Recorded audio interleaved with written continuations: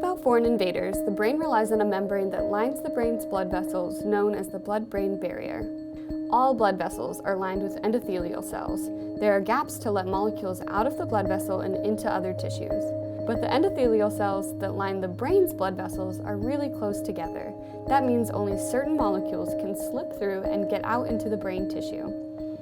Some molecules, like water and oxygen, can cross the blood vessel's wall and get into the brain. So can some fat-soluble substances like caffeine and alcohol.